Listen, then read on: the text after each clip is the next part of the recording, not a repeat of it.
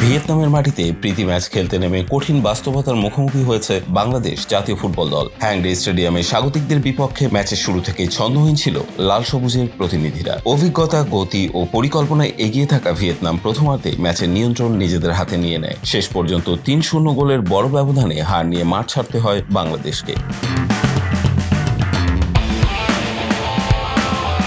ম্যাচের শুরুতে চাপ তৈরি করে ভিয়েতনাম, বলের দখল রেখে আক্রমণ সাজাতে থাকে তারা, আর বাংলাদেশ ব্যস্ত হয়ে পড়ে রক্ষণ সামলাতে। এই ধারাবাহিকতায় ৮ মিনিটে সেট পিস থেকে প্রথম গোলটি পায় স্বাগতিকরা। ডিফেন্সের অসতর্কতার সুযোগ নিয়ে তোহান হাই বল জালে পাঠান। এই গোলের পর বাংলাদেশ কিছুটা ঘুরে দাঁড়ানোর চেষ্টা করলেও ব্যর্থ হয়।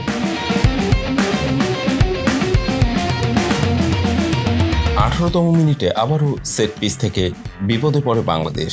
এবার দোদুই মাহুনের শটে দ্বিতীয় গোল হজম করে দলটি। ২ গোলে পিছিয়ে পড়ার পর সংগঠিত হয়ে ওঠার বদলে আরও এলোমেলো হয়ে পড়ে বাংলাদেশের খেলা। পাসিংয়ে ভুল, পজিশনের দুর্বলতা ও প্রতিপক্ষের দ্রুতগতির আক্রমণ সব মিলিয়ে চাপে পড়ে যায় রক্ষণভাগ।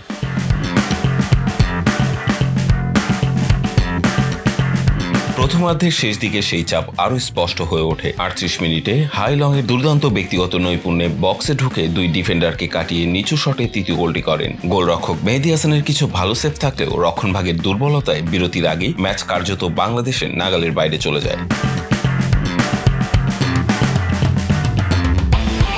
দ্বিতীয়ার্ধে ভিন্ন চিত্র দেখা যায়। বড় ব্যবধানে পিছিয়ে থাকার পর বাংলাদেশ রক্ষণে জোর দেয় এবং কিছুটা শৃঙ্খলাবদ্ধ ফুটবল খেলতে শুরু করে। ফলে ভিয়েতনাম আর গোল সংখ্যা বাড়াতে পারেনি।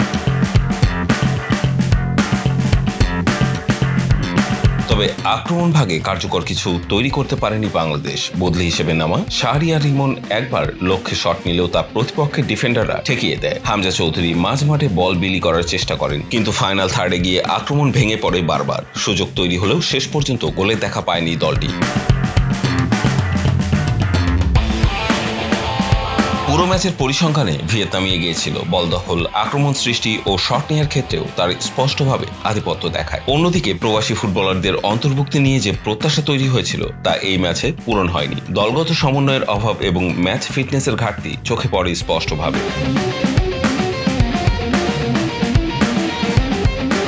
এই হার বাংলাদেশের জন্য সতর্ক বার্তা হিসেবে ধরা দিতে পারে, কারণ খুব অল্প সময়ের মধ্যে এএফসি এশিয়ান কাপ বাছাই পর্বে সিঙ্গাপুরের বিপক্ষে গুরুত্বপূর্ণ ম্যাচ রয়েছে। সে ম্যাচের আগে কোচিং স্টাফদের জন্য সবচেয়ে বড় চ্যালেঞ্জ হবে রক্ষণভাগের ভুলগুলো শুধরে আনা ও আক্রমণে ধার বাড়ানো।